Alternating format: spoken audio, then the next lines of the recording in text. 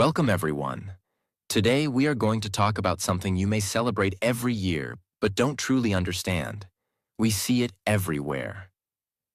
Hearts, chocolates, roses, people saying Happy Valentine's Day. But what is Valentine's Day? Really? Where did it come from? Why do we celebrate love on February 14th? Is it just a holiday for couples? Or is there something much deeper? Something you were never told? Because behind this one day of gifts and romance, there is a real man, a secret, a sacrifice, a story that begins not in a restaurant, but inside the dark walls of the Roman Empire, where love was banned. This is not just a story of Valentine's Day. This is the story of what it means to truly love, even when the world is against you. And as you listen to this story, you're also improving your English with real history, simple words, and powerful storytelling.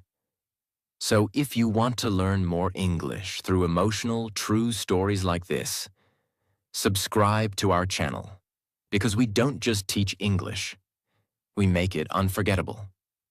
Chapter 1. The World Before Love. The Roman Empire, 3rd century. The year is around 250 AD.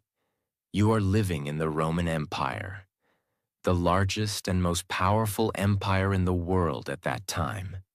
But it's not a peaceful time. Rome is at war, fighting against enemies from the outside and dealing with rebellion inside. Soldiers are dying. Enemies are growing. And the Emperor Claudius II is worried. He believes he has found the answer: stronger soldiers. And how do you make soldiers stronger? Remove love. That's what he believes. Emperor Claudius II made a shocking decision. He believed that when men get married, they become weak. Why? Because they start to think about their wives, their children, their home. They no longer want to die for war. They want to live for their family. So he made a new rule. Marriage is banned. No man in the Roman army was allowed to marry. No wedding, no commitment, no family. If you wanted to serve the empire, you had to give up love. Imagine this world now. You fall in love. You want to marry. You want to build a home. But the government says no. Thousands of young couples cried in silence. They couldn't get married. They couldn't start a life together. They were forced to live like strangers. People were scared. They whispered their love in dark corners. They avoided soldiers. They stopped dreaming. But someone was watching this pain. Someone who believed that love should never be a crime. And his name was Valentine. The empire was silent. No weddings, no celebrations, no love stories. But inside that silence, one man was not afraid. His name was Valentine. He was a Christian priest living in Rome. But more than that, he was a believer in something the empire had forgotten: the power of love. Who was Valentine? Valentine was not a king, not a soldier, not a man of war. He was a quiet priest who believed in faith, kindness, and compassion. In a time when Christianity was still illegal in Rome, he was already taking risks just by living his truth.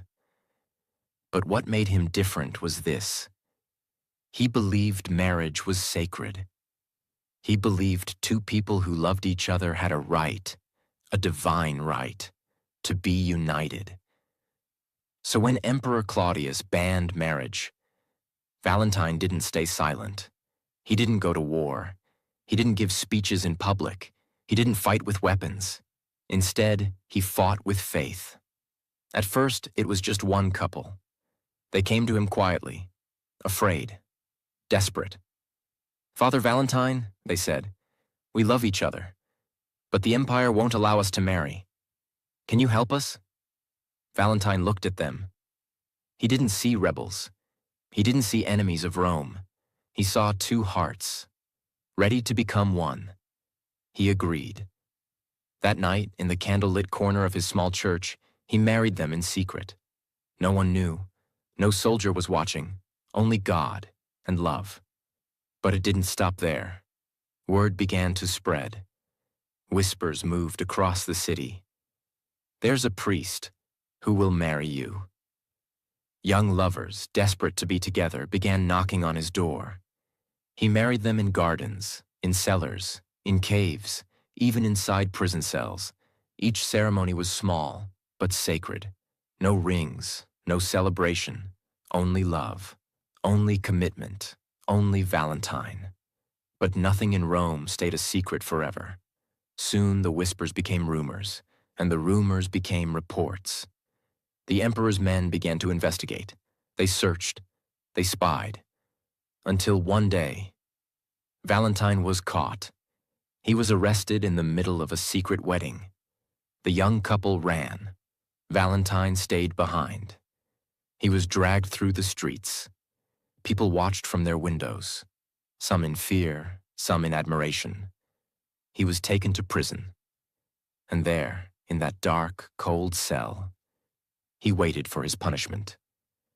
Claudius II was told about Valentine. He was angry, but also curious. He sent for Valentine, and they met. It is said that Claudius actually liked him at first. He admired his bravery, his intelligence, his calm nature. "Why do you go against my orders?" Claudius asked. Valentine replied, "Because love comes from God, not from your laws. And love is the highest law." The emperor was furious. He gave Valentine one last chance. "Stop marrying people, bow to me, reject your faith, and I will let you live." Valentine refused. He didn't raise his voice. He didn't fight. He simply said, "I would rather die for love than live in fear." That was the moment his fate was sealed. Valentine was sent back to prison to await execution. But even there, his story didn't stop, because in that same prison, another love story was about to begin. Chapter 2. A love story behind bars. The letter that changed history. Valentine was sent back to prison to await execution. But even there, his story didn't stop, because in that same prison, another love story was about to begin. The prison was cold. The walls were made of stone. There was very little light. Only a small window high above the wall allowed a thin line of sunlight to enter during the day. Valentine was no longer free. He had no church, no couples coming secretly at night, no candles, no prayers spoken over newly married lovers. Only silence, only chains, only time. But even in that darkness, something about him was different. The other prisoners noticed it. He did not cry. He did not curse the emperor. He did not complain. Instead, he prayed. He spoke gently to the guards. He comforted the prisoners. He remained calm. It was as if the prison could not break him. The man in charge of the prison was a Roman officer. Some stories say his name was Asterius. He had heard about Valentine. He knew this was not an ordinary criminal. This was a priest. A man who married people in secret. A man who refused to obey the emperor. The jailer was curious. One day he decided to meet Valentine face to face. They talked for hours. They discussed faith. They discussed truth. They discussed love. The jailer began to see that Valentine was not dangerous. He was not violent. He was not trying to destroy Rome. He was simply protecting something pure. The jailer had a daughter. She was young, kind, gentle, but she was blind. From birth, she had never seen the sky, never seen her father's face, never seen sunlight, flowers, or the city of Rome. She lived in darkness. When the jailer spoke to Valentine about her, he said, My daughter cannot see. If your God is real, can he help her? This was not just a question, it was a test. The jailer brought his daughter to the prison cell. Imagine this moment.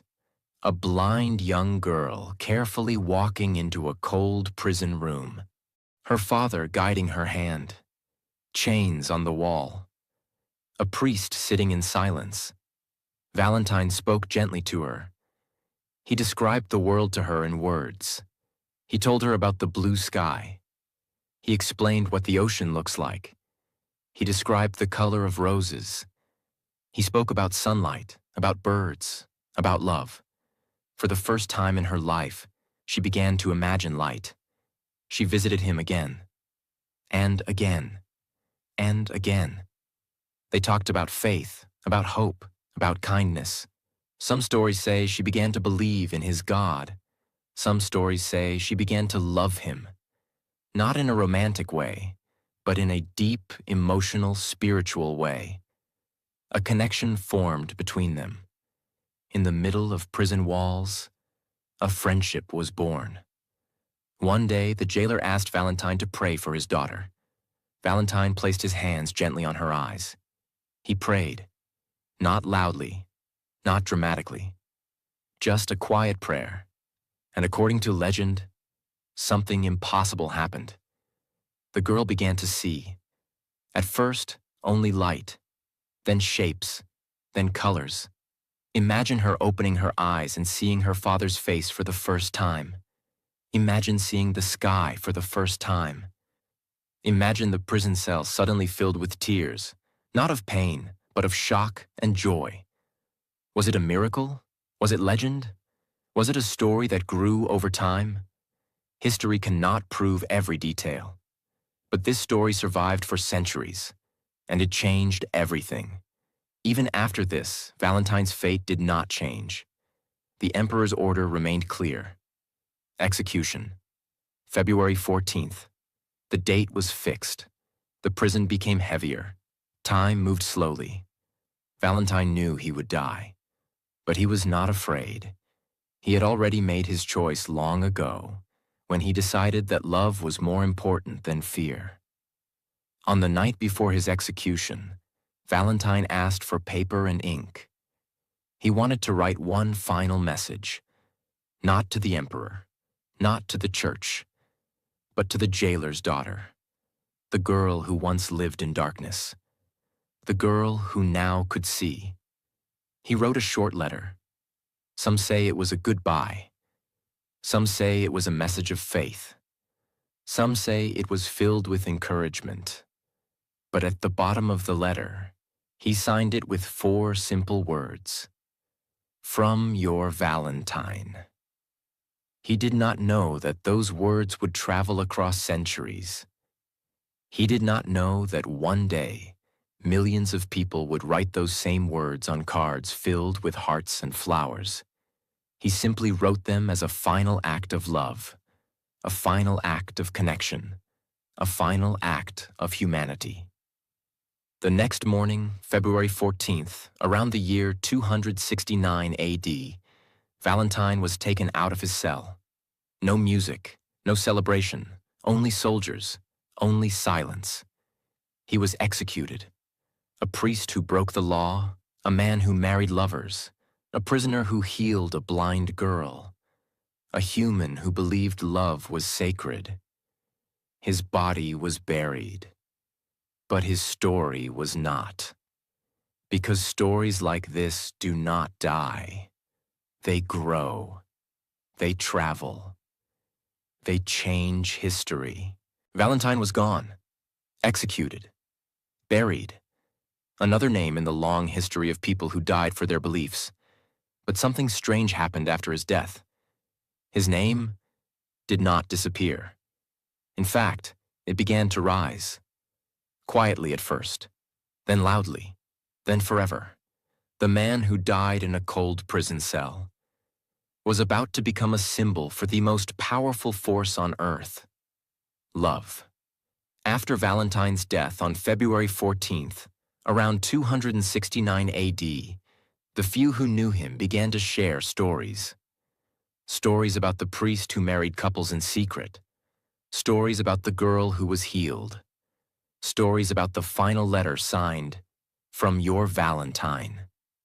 At first, these were only whispered between Christian families.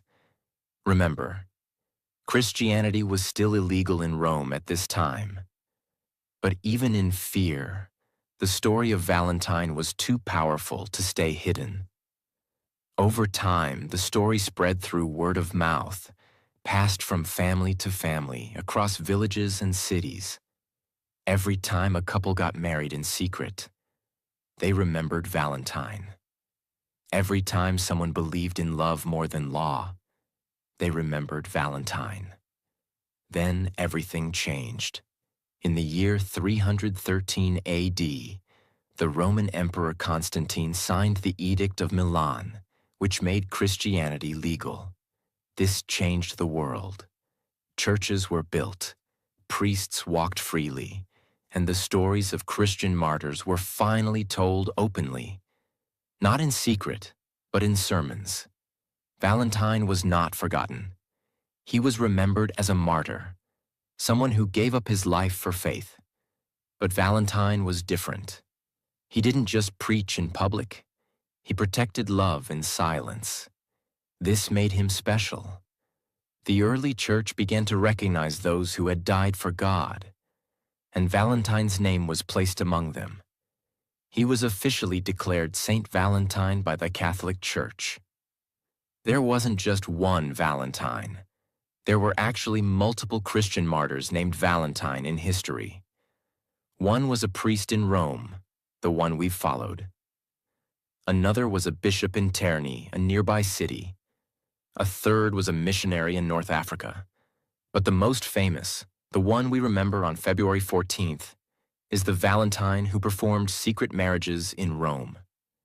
His story had everything: a fight for love, a miracle, a letter, a sacrifice. That's the story people held on to. Saint Valentine's body was buried near the Via Flaminia, a major road in northern Rome.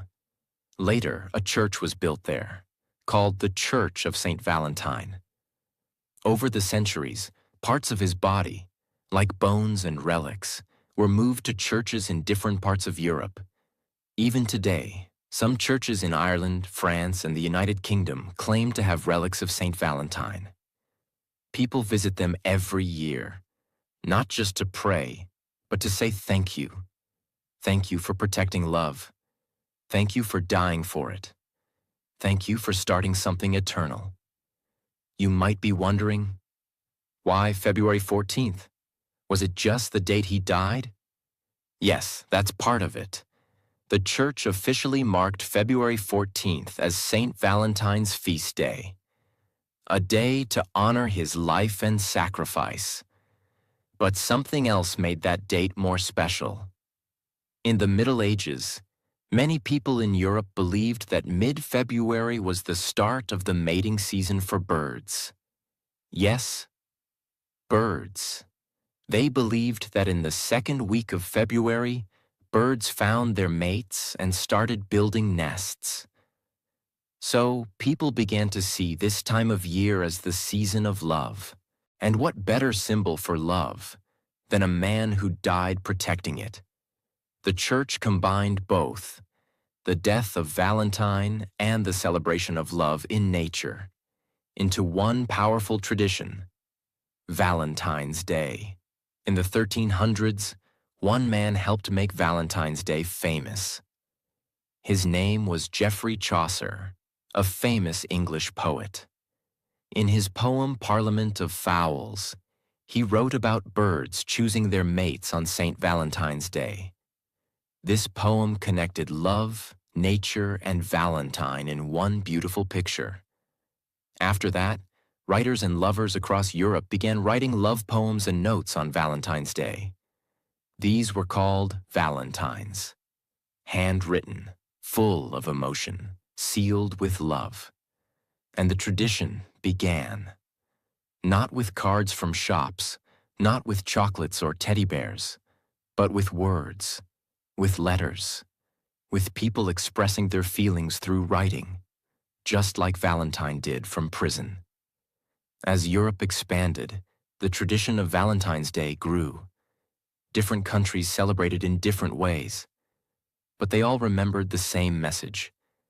Love is sacred. Love is brave. Love is worth protecting. Whether in France, England, Germany, or Spain, people began to write valentines, celebrate romantic love, and remember the priest who made it possible. And as time passed, the world slowly forgot the details, but the date remained.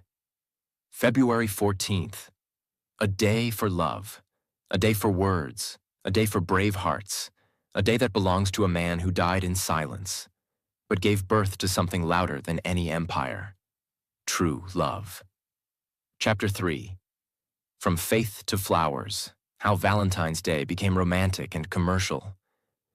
During the Middle Ages, love was not public. Most marriages were arranged.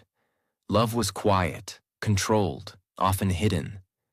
But writers and poets started to change that. They began writing stories of romantic love, passionate, free, full of emotion. Valentine's Day became the one day in the year when lovers were allowed to express how they felt. Even if they could not marry or even meet in public, people began to send secret notes, write romantic poems, drop handmade gifts at doorsteps. It was still quiet, but it was growing. By the 1500s, the word Valentine had become a symbol. To be someone's Valentine meant, you are the one I choose. You are the one I feel something for. The oldest known written Valentine message was sent in 1415. It was a letter from Charles, Duke of Orléans, to his wife. He was in prison at the time, just like Saint Valentine himself had been. He wrote her a poem on February 14th, calling her his Valentine. That letter still exists today in the British Library. By the 1700s, people across England and France were handwriting Valentine's messages on paper, folding them carefully and tying them with string. They weren't buying anything. They were just writing what they felt. No pressure, no money, just love in words. But soon, everything would change. In the 1800s, the Industrial Revolution began. Machines were invented. Paper became cheaper. Printing became faster. And with these changes, Valentine's Day was ready to explode. In 1840s England, a woman named Esther Howland in America also had a big idea.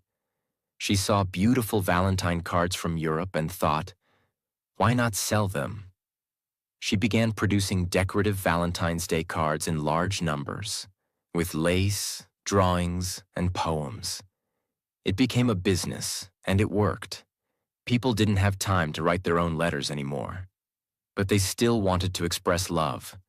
So they bought cards, and so began the shift, from personal expression to public celebration.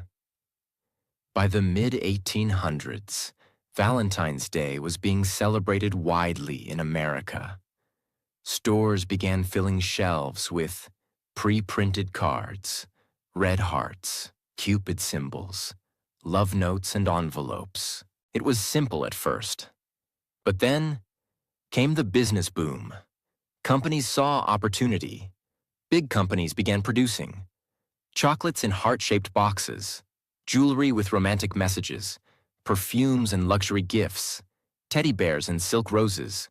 The celebration moved from paper to products. As the 20th century arrived, things became faster and bigger. Valentine's Day was now on calendars, in school activities, in radio songs, and newspaper ads. Everywhere you looked, you saw, buy this for your Valentine.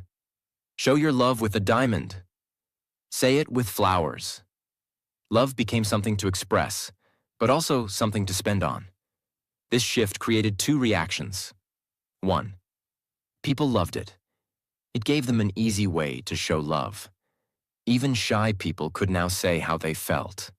A gift, a card, a rose, two. Some people criticized it. They said Valentine's Day had lost its meaning.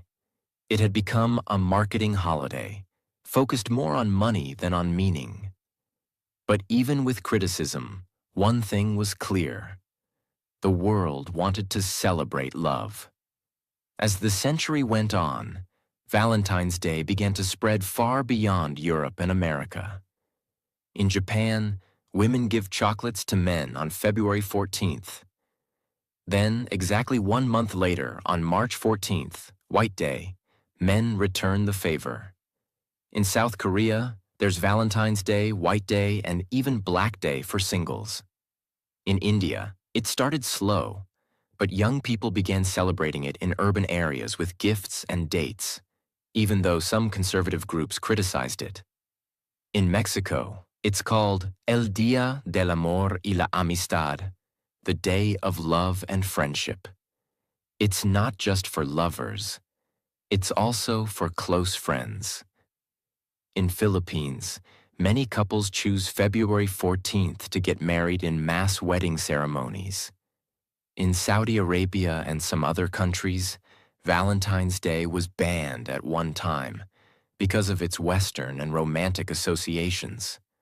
But even there, young people quietly found ways to celebrate. Even with different customs, different languages, and different opinions.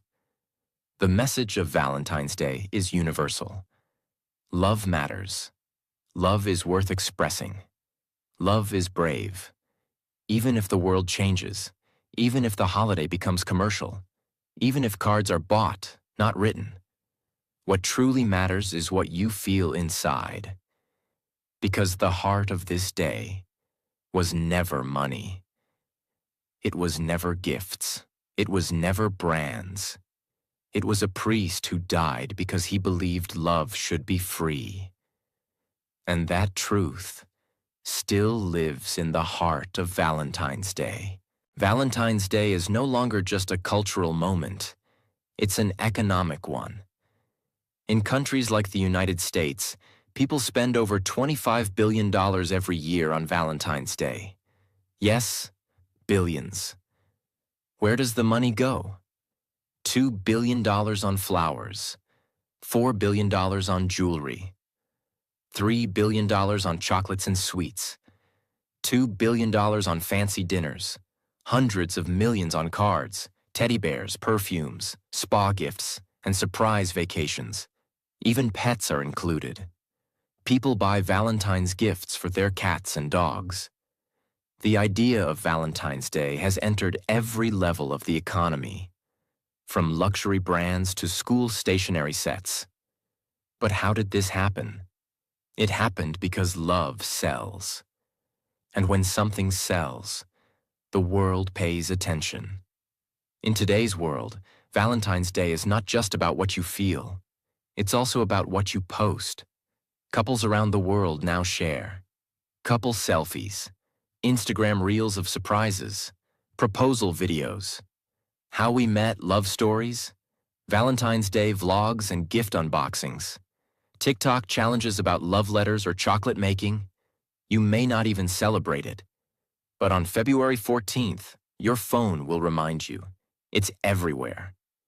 But here's the big question. Is all of this real love? Or is it just pressure? In the past, Valentine's Day was about expression. Now, for many, it has become about expectation. People ask, "What are you doing for Valentine's Day? Did he buy you something? Are you going out or staying in? Did you post your gift online?" For those in relationships, it creates pressure to prove love through expensive gifts or public actions. For those who are single, it creates feelings of being left out, unwanted, or invisible. It's ironic. A day built on the sacrifice of a man who believed in quiet, sacred love has now become a day where people compare, compete, and sometimes even feel pain. But this is not the full story. Because Valentine's Day is still more than marketing. It's still more than trends. It still touches something human inside us. In many parts of the world, Valentine's Day has expanded its meaning. It is now a celebration of friendship, family love, self-love, appreciation for those who matter. In Mexico, it's called Día del Amor y la Amistad, the Day of Love and Friendship. In Finland, it's Ystävänpäivä, which literally means Friends' Day. In schools across the United States, children exchange cards not just with their crush, but with every classmate, to include everyone. In offices, co-workers exchange small gifts. In families, children make cards for their parents and grandparents. It's no longer just about romance. It's about connection. Anyone you care about can be your Valentine. Chapter 4. The real meaning of Valentine's Day. Beyond the gifts, beyond the day, Valentine's Day is no longer just a day. It's a phenomenon. It's an industry. It's a global celebration. From ancient Rome to today's Instagram stories, from handwritten poems to digital gift cards. The journey of February 14th has been massive. But now, let's stop. Let's pause. Let's go deeper. Because before we end this story, we must ask one last question. What does Valentine's Day really mean? Not what the world tells you, not what the advertisements say, but what it truly means. For your heart, your soul, your life. Today, people associate love with roses, gifts, teddy bears, perfumes, and chocolates. But those are symbols. They are not the source. Love doesn't come from money. It doesn't come from how big your gift is, or how many followers like your romantic post. Love is not something you can buy. It is something you give, something you build, something you feel, and something you fight for. Just like Valentine did. Valentine didn't give flowers. He gave his life. He didn't post a reel. He wrote one letter behind prison bars before his execution. 4 words. From your Valentine. That was the first true Valentine's message.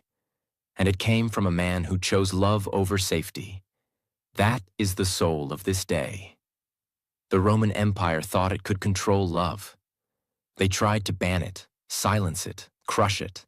They had power, they had soldiers, they had laws. But Valentine had faith. He believed that even if you take away the wedding, even if you arrest the priest, even if you kill the man, you can't kill love. Because love is not outside you. It's not in the church, not in the box of chocolates. It's in you. And that can never be banned. That's why, even after 1,700 years, we still speak his name. We still write, "Be my Valentine." We still celebrate love. Because love never dies. You don't need a boyfriend or girlfriend. You don't need someone to take you to dinner. You don't need roses at your door.